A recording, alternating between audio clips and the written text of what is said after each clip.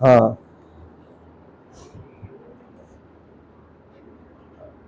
एक लैडर है,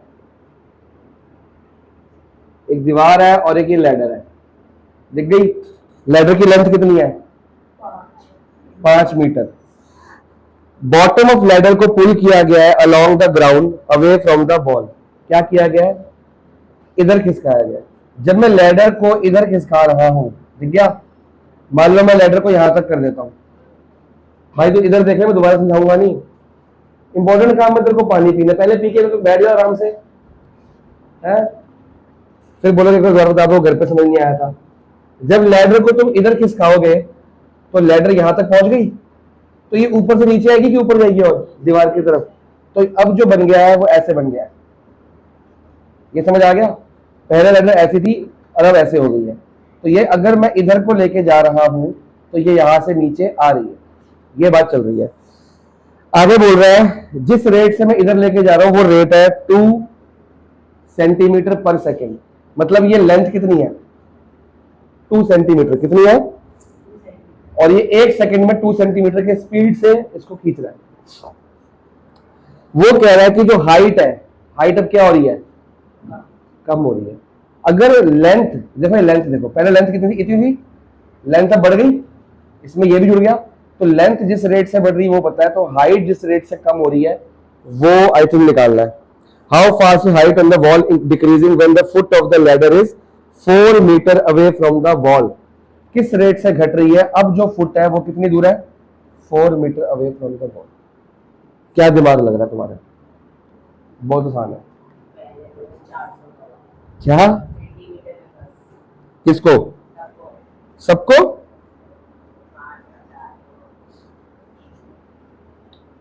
इसको मीटर कर देते हैं ना, ये मीटर में है ना। एक मिनट, ये मीटर है, ये मीटर है, इसको करना पड़ेगा ना खाली। तो ये कितना हो गया? सेंटीमीटर को मीटर में कन्वर्ट करो, 0.02 हो गया, डिवाइड बाय 100 हो गया। ठीक है, अब बताओ, ये मीटर कर दिया मैंने, अब बताओ।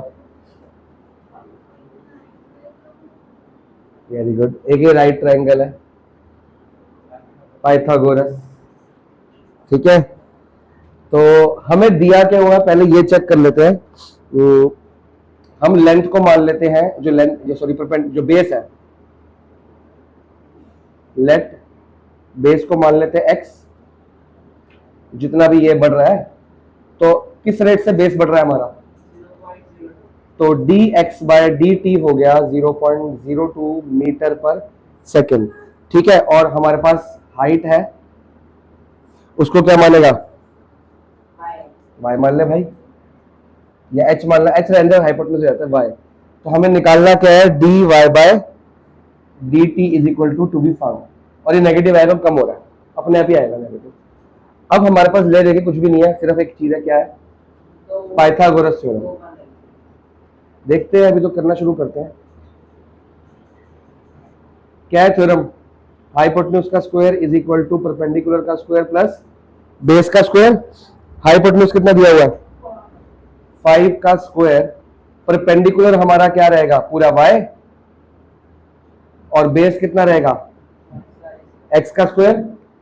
क्या कह रहा है? अब इसको क्या करेगा तू? डिफरेंशिएट। बताओ जी, विद रिस्पेक्ट टू क्या? भाई यार टाइम नहीं दिख रहा। ये तो हो गया 0, इसका बताओ? 2y। ये सेम उस तरह से क्वेश्चन है जो वो लेंथ ब्रेड्थ वाला था। फिर 2x। अब y की वैल्यू कितनी दी हुई है? नहीं पता? कैसे निकालेंगे? बड़ा आसान है y निकालना। हाइपोटेन्यूज कितना है? जब हाइपोटेन्यूज 5 है और बेस 4 है तो y कितना आएगा? हमें देखो निकालना क्या? dy by dt। तो बाकी सब पता होना चाहिए। तो थोड़ा सा आगे बढ़ते हैं। When x is equal to 4 and hypotenuse is equal to 5, तो y का फॉर्मूला क्या बनेगा? X square minus X square का रूट, यहीं से आया। तो y इक्वल टू कितना आ गया? ये है 25 माइनस 16, 3 आ गया। और ये आपको पता होना चाहिए, ये पाइथागोरियन ट्रिपलेट्स होते हैं, 5 4 3 और 12 13 5, ये दोनों कॉमन है बड़े। y की वैल्यू कितनी पुट करोगे 3, dy by dt we have to find, x कितना मेरा 4, dx by dt कहां गया, ये रहा 2/100। ठीक है जी। अब इसमें तुम्हारा आंसर इक्वल टू 0 है, क्या निकलेगा तुम्हारा, dy by dt, जल्दी निकालो। बाद में 5 था बेटा, लैडर की लेंथ तो सेम रहेगी ना, लैडर थोड़ी बदल जाएगी।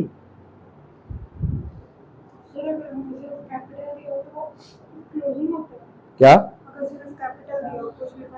नहीं, ऐसा नहीं होता, कुछ ना कुछ हिंट होगा, डेट लिखी होती है।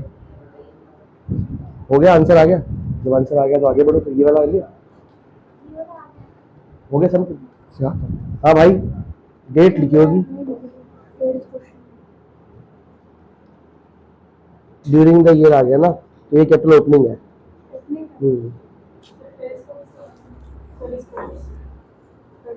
वो एक आइटम होती है देखने वाली, यहाँ मतलब शिप में बैठते हैं नीचे, अंडर को सबमरीन होती है, तो सबमरीन के अंदर ये पानी होता है, शिप यहाँ पे होती है, तो पेरिस्कोप यहाँ से ऐसे देखते हैं, ऐसे देखता है, तो यहाँ पे आंख लगा के देखेगा बंदा, तो ऊपर क्या दिख जाता है, तो यहाँ पे एक शीशा लगा होता है, यहाँ लगा होता है, तो लाइट यहाँ से आई, यहाँ पे एंगल, ये एंगल और ये एंगल क्या होता है, सेम, ऑल्टरनेटिंग है, जेड बन रहा है, तो यहाँ से लाइट यहाँ पे आएगी, रिफ्लेक्ट होगी, फिर दोबारा रिफ्लेक्ट होगी, मेरी आंखों में जाएगी, मेरे को ये चीज दिख जाती है, रिफ्लेक्शन के लॉ से।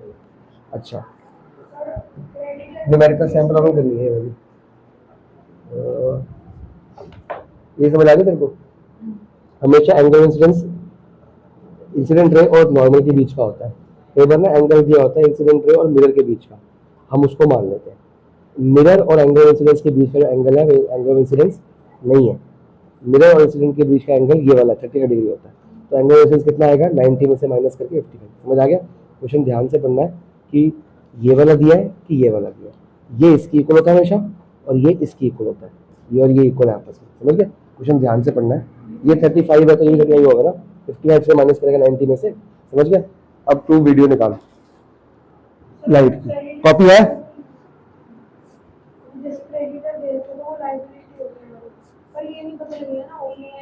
जब कुछ नहीं दिया तो वही ओपनिंग है वही क्लोजिंग है, अगर कुछ नहीं दिया तो कर लिया, आंसर आ गया, निकाल देता हूँ। क्यों है, मेरा फोन लगा हुआ है।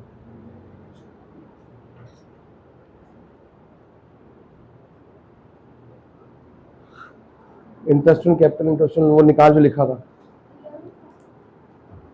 अभी होमवर्क था, ये रहता है अभी, ये होमवर्क था ये भी, तो करना फिर पहले जल्दी कर।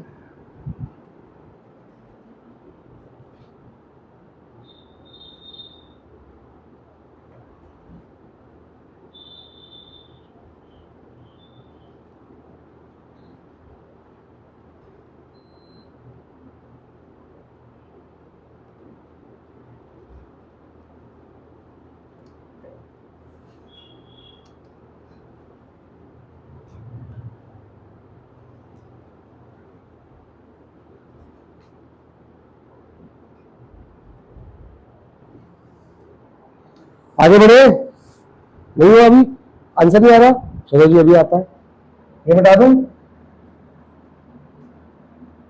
वो प्लेलिस्ट निकाल 9th 10th की साइंस की।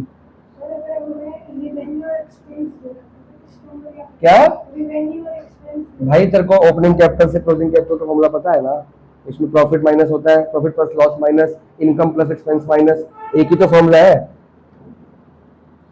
ये कितना आ रहा है, 4 to the 8, 8 to the 16 upon 100, क्या हुआ, आंसर गलत आ रहा है क्या, मैंने कहा था नेगेटिव आएगा, नेगेटिव तो आ ही गया।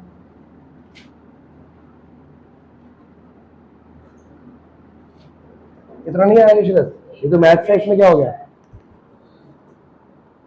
8/3 आ रहा है, मेरा 8/3 आ रहा है, देखो है, ये सेंटीमीटर में है ना आंसर पीछे, तो मीटर में आ रहा है हमारा, फिर क्या दिक्कत है, तो कटिंग वटिंग कर लो, -8/300 मीटर है हमारा, मीटर पर second is equal to rate of change of, ये मेरे को ये समझ में आ रही, हुआ क्यों इधर से, मैथ्स भूल गई? लेफ्ट राइट तो करना था खाली, आंसर है। क्यों करना है हमने? पीछे सेक्शन में नहीं दिया हुआ? मैं क्या करूं, पीछे कैसे दिया है? तो जो एनसीईआरटी में आंसर दिया होगा वही वहां पे दिया होगा, उनकी जो आंसर की होती है, समझ रहे हो? तो अपना दिमाग क्यों लगा रहे हो? क्यों डेसिमल में कैलकुलेट करना? 12th में आ गए तुम यार, क्या करना?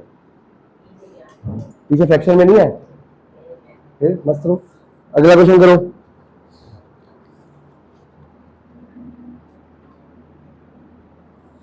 A particle moves along the curve। अब ध्यान से मैं फिगर बना रहा हूँ, करोगे खुद तुम। एक कर्व मिलेगी, ये है रूल्स फॉर रेडायग्राम, शुरू हो जाओ। और रेडायग्राम बनाने भी है। अब लोग ध्यान रखियो, मिरर जो लेंस के सीखे थे ना, उसमें रियल साइड लेंस में ये होती है, वर्चुअल ये, मिरर में रियल साइड ये है, वर्चुअल साइड वो है, सब कुछ उल्टा हो जाएगा, ठीक है? हाँ, साथ साथ जो भी लिखाया जाएगा पॉज करता रहिए, बनाता रहिए। भैया देखो, particle moves along the curve, एक कर्व है, क्या कर्व? कर्व की दी हुई है 6y equal to X cube plus 2, यही है, सही है? देख लो एक बार, एक पार्टिकल है कर्व के, ऐसे चल रहा है चल रहा है चल रहा है चल रहा है, और ये कर्व की क्वेश्चन दी हुई है।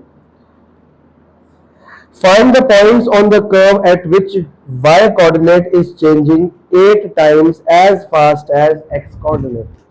y coordinate is, क्या लिखा है? y coordinate is changing, मतलब ये क्या दिया? रेट ऑफ चेंज ऑफ क्या दिया? y as fast as x coordinate। कौन बच्चा बताएगा कि ये दिया क्या हुआ है? 8 टाइम्स। ये 8 टाइम्स क्या है? जब कर्व के अंदर कोई पार्टिकल मूव करेगा तो कर्व ऑब्वियसली कोऑर्डिनेट ज्योमेट्री में होगा, तो y एक्सिस घटेगी या बढ़ेगी? और एक्सिस, अगर y घट रही है तो x बढ़ेगा, और y बढ़ रही है तो x घटेगा, जैसे पिछले क्वेश्चन में किया था। वो आपने बताना है, rate at which find the points on the, वो कौन से पॉइंट्स है, मतलब आंसर जो आएगा वो पॉइंट्स में आएगा, x, y।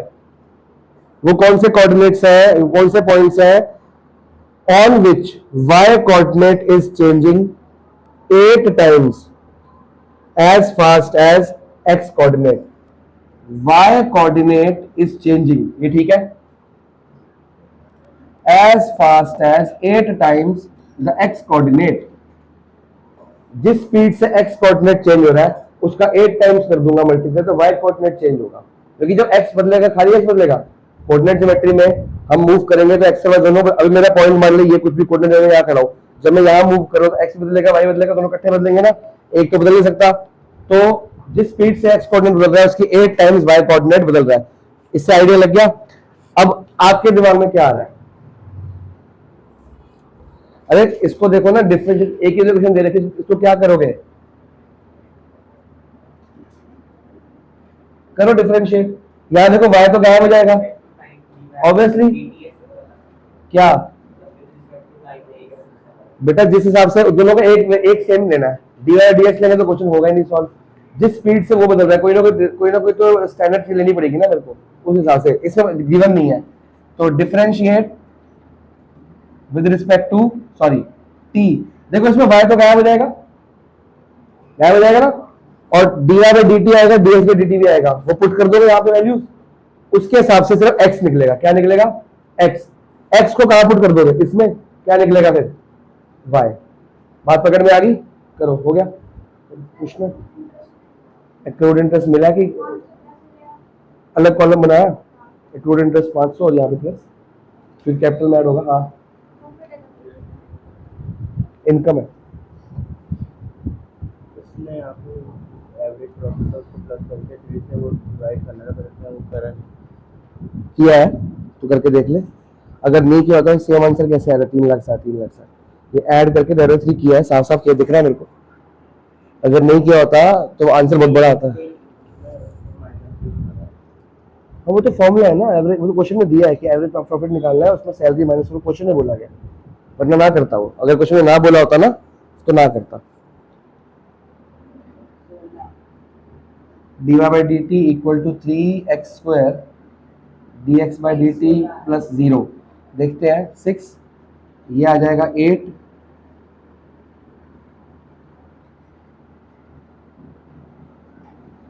dx by D T से कट जाएगा आपस में वो, हाँ, तो ये 3 से ये भी कटेगा, 6 into 8/3 equal to x square. 16 x square आ रहा है भाई। एक्स कितना आ गया? +-4। बड़े बड़े हो गए तुम तो।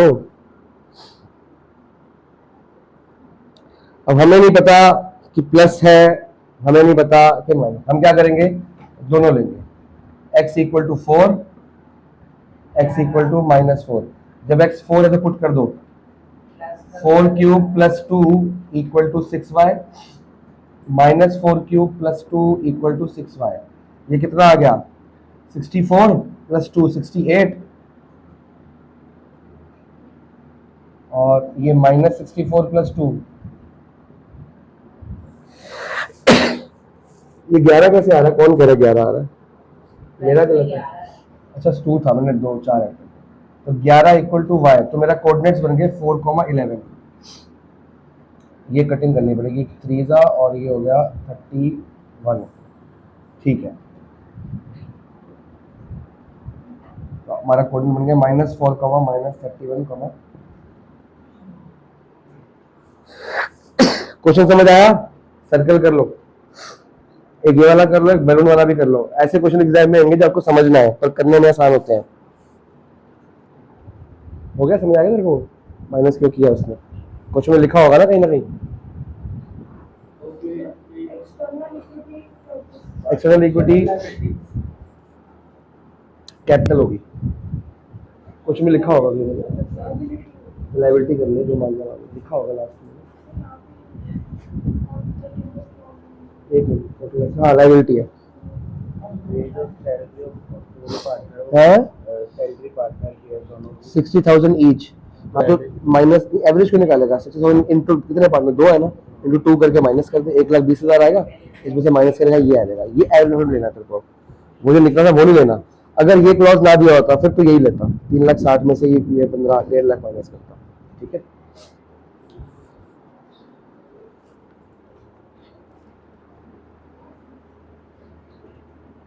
जल्दी करो।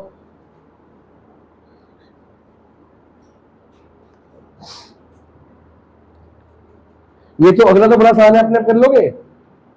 देखो जरा, मेरी बुक का है।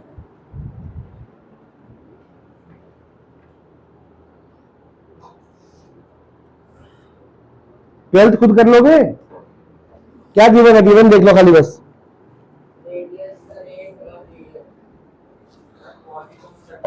क्या क्या क्या क्या? सर्कल का लिखा है। बबल सर्कल होता है, 3D फिगर है बबल। सर्कल को तो हाथ लगा सकता है, बबल को तो हाथ लगा सकता है। सर्कल तो प्लेन पे होती है, प्लेन फिगर है। स्फेयर का वॉल्यूम जो होता है, बबल की शेप तो स्फेयर नहीं है।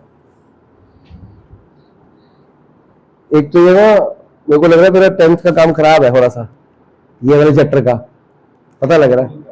भूल तो गया, क्योंकि 2D और 3D में फर्क करना सीख ले। ठीक है, वाओ। सर्कल सर्कल होता है, वो खाली ड्रॉ कर सकते हैं, पकड़ नहीं सकते इसको। स्फेयर एक बॉल होती है, बॉल को पकड़ के खेल भी सकते हैं। सर्कल अलग होता है भाई, स्फेयर अलग होता है।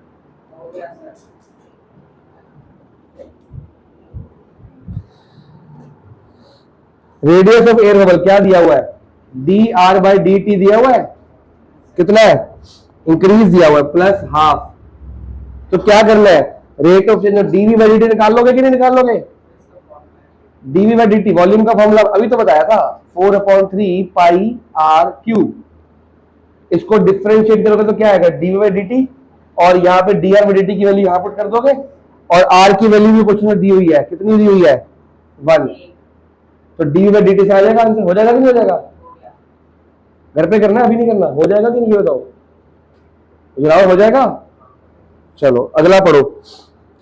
A balloon which always remains spherical, balloon की शेप क्या होगी? Spherical, has a variable diameter. ये क्या दिया हुआ? वेरिएबल डायमीटर, उसके डायमीटर का वो दिया हुआ है, बदलता रहता है। इक्वेशन दी हुई है, find the rate of change of its volume with respect to X. तो भैया डायमीटर कितना दिया हुआ, जल्दी बताओ। तो हमको डायमीटर चाहिए कि हमको रेडियस चाहिए? तो हमारा रेडियस कितना होगा? ये होगा कि नहीं होगा? डिवाइड बाय 2 ही करना पड़ता है ना रेडियस के लिए, होगा कि नहीं होगा?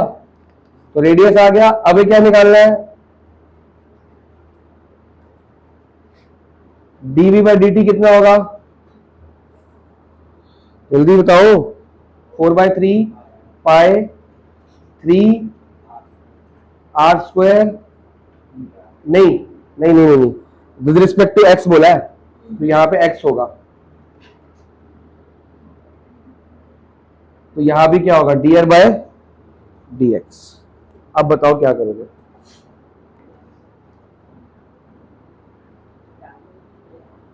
दो तरीके हैं इसको करने के, लिखना मत अभी, समझो पहले, पहले दिमाग लगाओ होगा कैसे। क्या मेरे को D are by D X पता है? पता है कि नहीं पता? जल्दी बताओ। वेरिएबल डायमीटर मतलब बदल सकता है वो, ये नहीं बदल, रेट ऑफ चेंज दिया नहीं है उसका, वो कह रहा है बदल सकता है, फिक्स नहीं है। कैसे? अगर मैं इसको डिफरेंशिएट कर दूं तो d are by with respect to x करूंगा ना, तो d are by D x आ जाएगा। तो दो तरीके बनते हैं, पहले मैंने वॉल्यूम लिखी और क्वेश्चन करा with respect to X, X variable है मेरे पास, मैं सब कुछ ऐसे कर दूंगा। तो मेरा निकालना क्या है? रेडियस दिया कोई, रेडियस के लिए ये पुट कर दूंगा, सॉरी, रेडियस एक्स में आ गया और D R by D x भी एक्स की फॉर्म में आएगा। जब मैं दोनों को पुट कर दूंगा मेरा आंसर किसकी फॉर्म में आ जाएगा? एक्स की फॉर्म में। एक तरीका तो ये था कि इसको भी डिफरेंशिएट करो पुट कर दो, इसको भी कर दो पुट कर दो। एक तरीका और है, करना वही काम पड़ेगा, सेम टू सेम, अलग अलग ना करके एक बार में कर दो। हमने क्या करा? इसको कर दिया डिफरेंशिएट, अब इसको करना और यहां पुट करना है। तो मैं एक और काम कर सकता हूं, इस स्टेप में पहले मैं आर की वैल्यू पुट कर देता हूं एक्स की फॉर्म में, फिर एक ही स्टेप में दोनों ये भी डिफरेंशिएट हो जाएगा, वो हो जाएगा अपने आप। देखो कैसे, पाई आर की वैल्यू क्या है? 3/4 का क्यूब, ये समझ आ गया? ये आर क्यूब पुट कर दिया मैंने यहां पे। अब मेरे को इसको अलग से डिफरेंशिएट करने की जरूरत नहीं पड़ेगी। विद रिस्पेक्ट टू क्या करूंगा? एक्स, क्योंकि अब खाली एक वेरिएबल रह गया, तो दो वेरिएबल्स की वजह से हमने परेशान होने से अब हम एक ही वेरिएबल में आ चुके हैं। क्या आएगा बताओ? ये तो हो गया 4/3, ये कट नहीं जाएगा आपस में, क्यों? मतलब 3 है ना, एक तो कट जाएगा 4/3, क्या बचेगा? चेक करो, ठीक कह रहे हो गलत कह रहे हो? खाली इन दोनों की बात कर दो बेटा, यहाँ पे 3 बार 3 है और एक बार 3 बार 4 है, एक बार तो कट रहा है ना, 2 बार बचा ना, तो 9 बचा और 16 बचा। समझ आया कि नहीं आया? इतनी मैथ तो आती होगी। पाई बच गया। अब इसका क्या करना है? डिफरेंशिएट, क्या आएगा?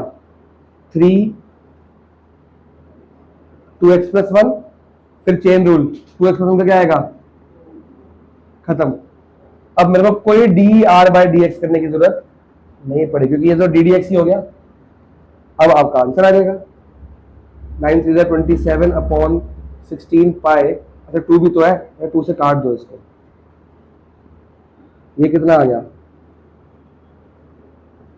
और ये सेंटीमीटर मीटर जो भी था उसमें आएगा। आंसर चेक कर लेता हूँ, एक गलती है मेरे आंसर में, मैंने स्क्वायर डाला। अब ठीक है, 3x² होगा, बाकी सब ठीक आ रहा है। कोई डाउट है तो पूछो दोबारा से, बोर्ड पे ही आंसर हो गया। वो नहीं करना अभी, बोल दिया ना मैंने। अरे हाँ जल्दी कर, तो करके तो नहीं आई, तूने खुद कहा जावा मैं जल्दी में दे दिया मेरे को, लेकिन जब तक ये नहीं होगा मैं आगे समझा नहीं सकता तेरे को, इससे डाउट क्लियर होंगे दिमाग। जल्दी कर, फटाफट खत्म करे। एक और शॉर्टकट कर ना, ये कुछ नहीं मत, खाली 1, 2, 3, 4, 5, 6 बाद में इकट्ठा कैलकुलेटर से कर लेता, अगर कंफ्यूजन नहीं होगी इसको तो। समझ गए ना? 1 2 3 मतलब बोर्ड पे ऐसे कराता हूँ, इकट्ठा डाल देता हूँ, लास्ट में टोटल कर लेता हूँ, बस लेफ्ट करके हिसाब लेती हूँ। अगर तो ऐसे ही इजी तो ऐसे करने की तो ठीक है तो कंफर्टेबल है। हो रहा है क्वेश्चन? स्लो स्लो हो रहे हैं, कोई बात नहीं, घबराना। पेपर में एक ही आएगा ऐसा, बहुत सारे नहीं आएंगे। फाइनल में तो आएगा भी नहीं, अभी आएगा जो फर्स्ट मिड टर्म तक आएगा, उसके बाद तो आएगा भी नहीं, क्योंकि उसको इतना काम है अकाउंट्स के अंदर, तो यही थोड़ी देंगे तुमको। तुम लोग क्या आई थी अकाउंटिंग फाइनल में? तेरी आई थी, तेरे को आती थी, मैं आता कुछ नहीं ना। तेरी कैसे आई थी? फाइनल में कहाँ है? तेरी आई थी? मिड टर्म में तो आएगी, फाइनल में कह रहा हूँ मैं।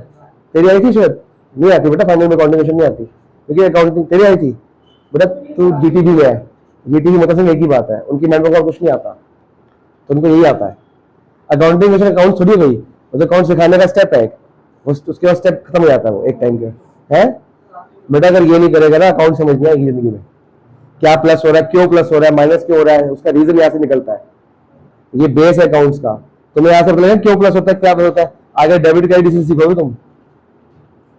अगर ये प्लस प्लस आएगा तभी डेबिट क्रेडिट आएगा ना, इसके बगैर तो कुछ भी नहीं हो पाएगा। नया सब्जेक्ट है ना भाई। तू कह रहा है मेरे को खाली पहले सिखाते A B C, A for apple, B for ball, फिर R A T rat, C A T cat, फिर आता सेंटेंस, फिर आती वोकैबुलरी। तुम बोलो मेरे को सिखाओ, एबीसी को सिखाते हो, ऐसे नहीं हो सकता ना। ये एबीसी है। ये इंपॉर्टेंट क्वेश्चन है, वेरी इंपॉर्टेंट क्वेश्चन है, टफ भी है। Sand is pouring from a pipe at the rate of इतने।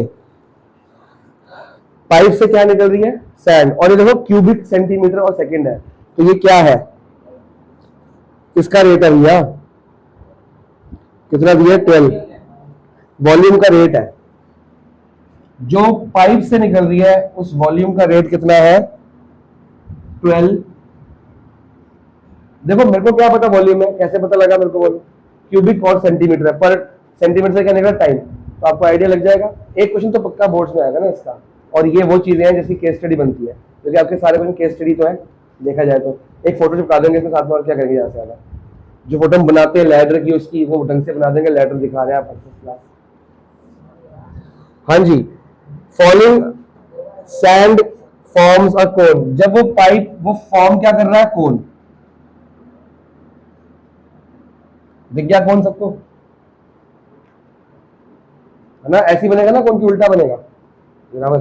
जो ऊपर से सैंड गिर रही होगी तो ऐसे ही बनेगा ना, उल्टा तो बन नहीं सकता, उल्टा कैसे बनेगा, ऊपर से गिर रहा है, ये सीधा उल्टा मेरे को नहीं पता होता, बनेगा तो ऐसे ही, ऊपर से जब मिट्टी गिरेगी तो पहाड़ तो ऐसे बनेगा, उल्टा कैसे बनेगा, ड्राइवर बना देगा उसको। स्क्वायर सर्कल तो एक लग रहा है। Such a way that the height of cone is always 1/6 of radius. Height of cone ये होती है यहां तक, ये क्या है, हाइट, एच ले लें, और इसको क्या लेंगे हम, रेडियस। दिख गया रेडियस हाइट। वो कह रहे such that height of the cone is 1/6 of is radius, ये भी गिवन हो गया। देखो ये कितनी इंपॉर्टेंट चीज है, ये दो वेरिएबल को एक वेरिएबल में चेंज रखने की ताकत रखता है। अगर क्वेश्चन आर में कन्वर्ट करना है तो एच की वैल्यू पुट कर दो, और अगर एच में करना है तो आर की वैल्यू पुट कर दो, तो ये आपका मैकेनिज्म है। How fast is the height of sand cone increase, कितनी तेज वो हाइट बढ़ रही है, when the height is 4 centimetre. जब हाइट कितनी लेंगे, 4, तब कितनी तेज हाइट है कि रेडियस, हाँ ठीक है। कैसे करना है बताओ, आपको वॉल्यूम का डेरिवेटिव दिया हुआ है टाइम, तो सबसे पहले वॉल्यूम का फॉर्मूला क्या है, कोन का, क्या,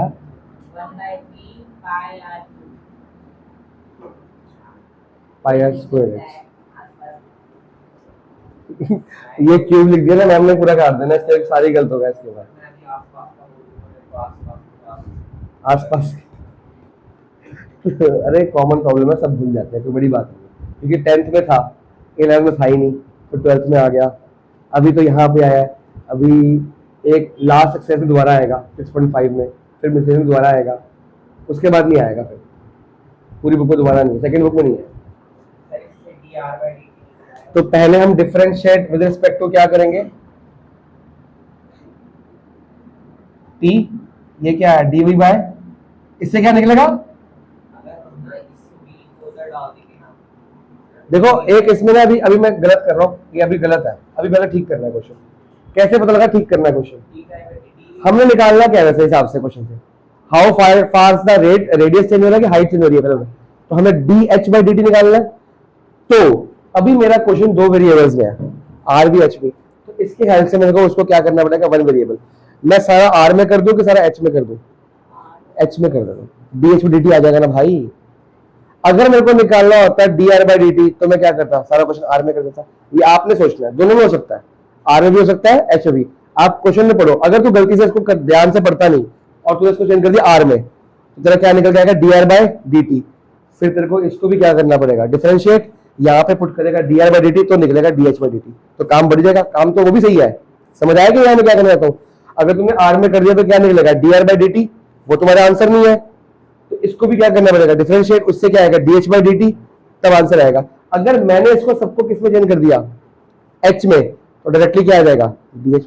जैसे यहाँ पे किया था, हम इसको D R by D T निकाल के यहाँ पुट कर सकते थे, फिर आता D x by D T, लेकिन हमने पहले आर को एक्स में कन्वर्ट किया, डायरेक्टली आंसर आ गया। दोनों तरीके ठीक है, पर थोड़ा क्वेश्चन पढ़ लेना कि चेंज क्या करना है। तो पहले इसको ठीक करते हैं क्वेश्चन को, क्योंकि लास्ट एक्सरसाइज है ना आपकी वाली 6.5 मैक्सिमम मिनिमम, उसमें आपके 2-3 वेरिएबल होंगे और इनके हेल्प से उसको ठीक करना पड़ता है। तो प्रैक्टिस अभी शुरू कर लो। 1/3 किसकी वैल्यू पुट करनी है, अगर h में कन्वर्ट करना है तो r की, तो पहले r की वैल्यू तो निकाल लो, यहां से कितनी आ रही है, 6h equal to r।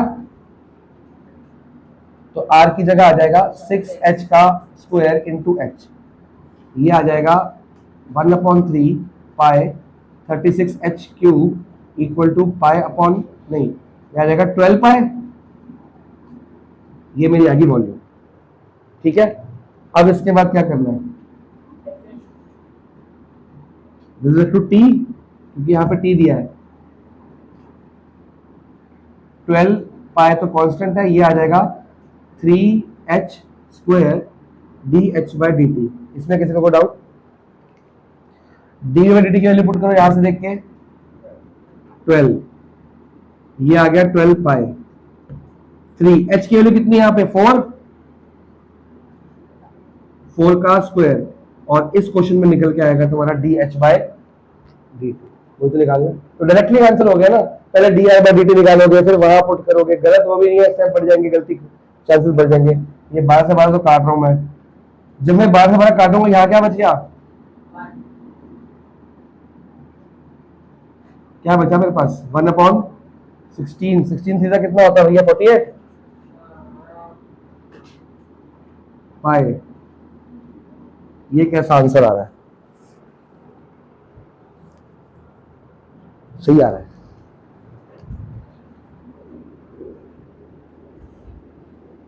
Centimetre क्या लिखूं, स्क्वायर क्यूब क्या लिखूं, यार तुम तो पढ़ाकू बच्चा, होशियार हो, अलर्ट हो। कोई डाउट समझ आया, वेरिएबल चेंज कैसे करते हैं, वो जरूरी काम है। कितने क्वेश्चन रह गए हैं, वेरी गुड, एक करते हैं, एक करते हैं 3 होमवर्क, मैं देखता हूँ टफ कौन सा हो, मैं कराता हूँ। ओहो 15 सारे आसान है, एक करते हैं। मैं कह रहा हूँ 4 होमवर्क में डालते हैं, एग्जाम्पल करते हैं। एक एग्जाम्पल बचा हुआ ना, अगर उसमें कॉस्ट वाला है ना मेरा ख्याल, चेक करो, नहीं अगला क्वेश्चन कॉस्ट वाला था ना, तो एग्जाम्पल भी कॉस्ट वाला है। तो आप तो हो इकोनॉमिक्स के स्टूडेंट, जिनको पास इको थी 11th क्लास में, उनको ये क्वेश्चन आता है, इनके तेरे पास थी, तेरे 89 आए थे, याद है मेरे को, बिना ट्यूशन के आए थे, ट्यूशन पढ़ने में 99 आए थे। मोटा का पेपर खाली एनसीईआरटी से आता है, मैथ बाहर से भी आता है, एग्जाम्पल वगैरह से। हाँ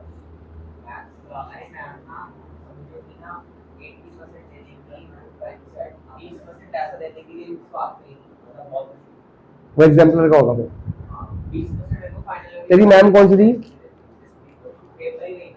हाँ वो सुखमन की है, स्टूडेंट है उसका फिजिक्स का, पीसीएम का मेरे पास, तो पूछ रहा था, कह रहा कैसा आता है, मैं बताता हूँ पूछ के। 80% तो प्योर एनसीईआरटी है, 20% तो मुश्किल कह रहा है एग्जाम्पलर होगी, फिर उसको कराया था एग्जाम्पलर मैं, फिर तुम्हें कराई नहीं थी मैंने, अब करा दूंगा उसको। फिर तो एंड कैसे आ गया, 20 में तो आ गया समझ, 5 मार्क्स कहाँ कटवा दिए तुम्हें, अच्छा क्वेश्चन 15, एक मिनट रुक जाए, क्या पूछ रहा है, प्रोनो स्टेटस बिजनेस, ओपनिंग कैपिटल दिया है, क्लोजिंग एसेट, क्लोजिंग लायबिलिटी से अपना क्या निकल के आ रहा है, क्लोजिंग कैपिटल नहीं निकल रहा, फिर कर आगे, तो प्रॉफिट लॉस निकल जाएगा फॉर्मूले से। स्टॉक 2000 इसमें फ्रेंड लायबिलिटी 10,000 दी हुई है, तो इसमें इसको माइनस कर रखते हैं, कैपिटल एम्प्लॉयड निकाल लिया ना, क्वेश्चन बुक के अंदर फॉर्मूला हमारा स्टॉक का है, उसको ऐड करो क्योंकि वो एसेट का पार्ट होता है। एसेट कैपिटल एम्प्लॉयड का होता है एसेट माइनस लायबिलिटी, फॉर्मूला ही क्या है एसेट माइनस, तो टोटल एसेट्स निकाल, ये आ गए ब्रैकेट, टोटल लायबिलिटी माइनस करके कैपिटल एम्प्लॉयड आएगी। बस अगला भी कर ले फिर, ये होमवर्क है ना, ये भी, ये तो नहीं होमवर्क, जल्दी कर। मैं जब अभी कंसेप्ट समझा के भेजूंगा और क्वेश्चन कुछ नहीं कराने मैंने, खाली कंसेप्ट समझाना है, वो समझा के तेरे को मैं होमवर्क दूंगा, आज कर लिए फिर, ठीक है। चलो कहाँ गई मेरी बुक,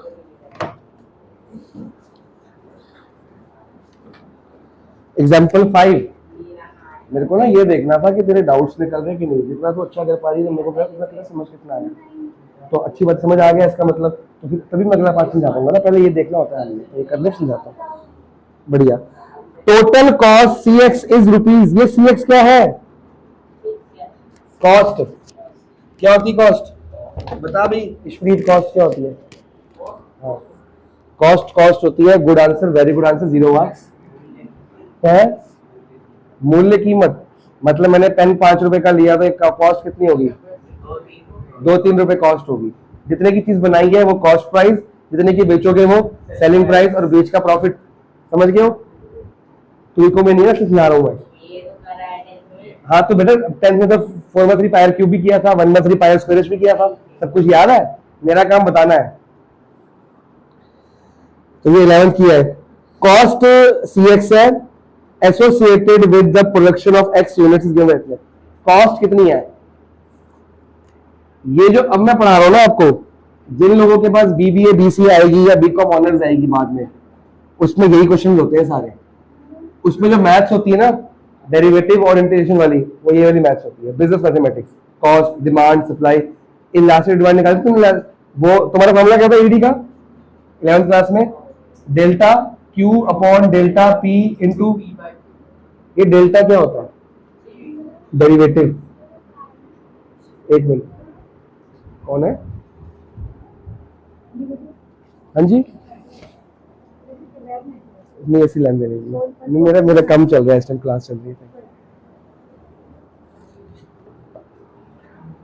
ये डेरिवेटिव होता है, इसलिए तुमने किया था इलास्टिक डिमांड, तो डेल्टा क्या है, डेरिवेटिव ऑफ क्यू, पी क्या है, derivative of P, original price original quantity, ऐसे निकल जाएगी इलास्टिक डिमांड, समझ गए हो। तो जितनी आपने इकोनॉमिक्स में मैथ्स पढ़ी है लास्ट ईयर, वो सारी बिजनेस मैथमेटिक्स बन के आपकी कॉलेज में आएगी, तभी मैंने कहा बुक में भेजना, और उसमें डेरिवेटिव इंटीग्रेशन लगते हैं। एक मिनट, अरे स्मित क्यों डिस्टर्ब कर रहा है, पढ़ने दो बच्चों को, कौन कर रहा है फिर, ये एक इक्वेशन दी हुई है, इस इक्वेशन का मतलब क्या है, सी एक्स इक्वल टू ये, वो कह रहा है जहां जहां एक्स की वैल्यू पुट करते रहोगे आपका कॉस्ट, अगर एक्स एक्स है क्या आपके यहाँ एक्स है क्या, इसमें कॉमन सेंस लगा के बताओ,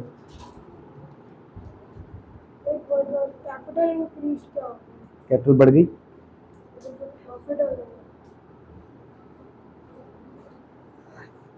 एक्स क्या है इसमें, कितनी क्वांटिटी प्रोड्यूस की है हमने, अगर मैं एक्स की वैल्यू 1 फुट करूंगा तो उसकी कॉस्ट आ जाएगी, एक्स की 5 फुट करूंगा तो उसकी कॉस्ट आ जाएगी, एक्स की 1000 फुट करूंगा तो उसकी कॉस्ट आ जाएगी, सिंपल मैथमेटिक्स है, तो तुक्का सही लग गया। तो इसको हम टोटल कॉस्ट बोल सकते हैं, जो हमने 11th क्लास में सीखी थी, याद है, टोटल कॉस्ट से हमने क्या निकाला 11th क्लास में, मार्जिनल कॉस्ट, मार्जिनल कॉस्ट कैसे निकालते थे, एक एक चीज को माइनस वर्टिकली, एक मार्जिनल कॉस्ट का फॉर्मूला एक और था, क्या था, delta total cost upon delta quantity, कितनी क्वांटिटी चेंज हो रही है अब उससे, और कॉस्ट चेंज होगी डिवाइड करोगे माइनस कॉस्ट आएगी, तो अब डेल्टा क्या है, डेरिवेटिव है, तो मैथ्स हर जगह, अब रियल लाइफ में पढ़ लो, अब साइंस वालों को समझ नहीं आएगी, जिन्हें पढ़ाऊंगा उनको, उन्होंने इकोनॉमिक्स पढ़ी नहीं 11th में, उनको क्या ही पता लगेगा। तो निकालना क्या, find marginal cost when 3 units are produced, marginal cost निकालनी है जब 3 यूनिट्स आर प्रोड्यूस्ड, वेयर मतलब 3 क्या है तेरा, x इक्वल टू 3 है, where the marginal cost we mean instantaneous rate of change of total cost by level of output. तो भैया सिंपल सी बात है, मार्जिनल कॉस्ट निकलेगी, डेरिवेटिव निकाल दो विद रिस्पेक्ट टू x, किसका, c का, कॉस्ट को डेरिवेट करोगे तो आपका ये आ जाएगा ऑटोमेटिकली। समझ गए हो? क्या करेंगे कॉस्ट को बेटा, ये देख जिस रेट से कॉस्ट चेंज होगी विद क्वांटिटी वो रेट ऑफ चेंज आ गया कि नहीं आ गया? तो कॉस्ट को डिफरेंशिएट कर दो DC by D X with respect to X, तेरा माइनर कॉस्ट आ जाएगा। और एमसी की वैल्यू कितनी यूज करनी है? एक्स, खत्म क्वेश्चन। तो marginal cost is equal to derivative of C. क्या निकलेगा बताओ जी सी का? 5 3 15 होता है 0.015 x square minus 2 to the 4 x plus 30 plus 0। नहीं होगा तो नहीं होगा? ठीक तो आ रहा है? बस अब इसमें क्या पुट कर लोगे? MC at X equal to 3, question खत्म।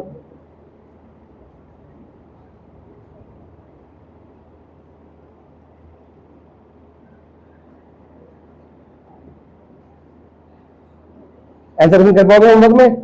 जब भी टोटल कॉस्ट दी होगी तो उसका माइनर कॉस्ट कैसे निकलेगा? डिफरेंस करके। अगर रेवेन्यू फंक्शन दिया है तो एमआर कैसे निकलेगा? डिफरेंस करके। और क्या था हमारा प्रोडक्शन फंक्शन? अगर पीएक्स दिया है एमपी कैसे निकलेगा? डिफरेंस करके। जब भी मार्जिनल वर्ड निकालना है ना, मार्जिनल का मतलब क्या होता है? डिफरेंशिएट करना। समझ आ गया भाई? देखो अगर यहाँ पे सी एक्स दिया है उसको करके डिफरेंशिएट एमसी आ जाएगा। यहाँ पे आर एक्स दिया है रेवेन्यू फंक्शन, उसको करते डेरिवेटिव क्या आ जाएगा? एमआर। अगर प्रोडक्शन फंक्शन दिया है पीएक्स तो एमपी। हमने 3 पढ़े थे 11th क्लास में, तीनों आ सकते हैं। समझ गए? प्रॉफिट कैसे निकालते हैं? MR minus MC. रेवेन्यू में से कॉस्ट को माइनस करोगे क्या निकलेगा? तो एमआर माइनस एमसी करोगे तो क्या निकलेगा? तो सारी इकोनॉमिक्स 11th क्लास की यहाँ पे यूज हो जाएगी, ज्यादा यूज होगी, थोड़ी बहुत यूज होगी। ठीक है, ये कितना आंसर है जल्दी बताओ। वीडियो बंद करते हैं। 30.005 सॉरी रुपीज, ये आपका आंसर है MC at X equal to 3। समझ गए? अब आपके कितने क्वेश्चन रह गए हैं?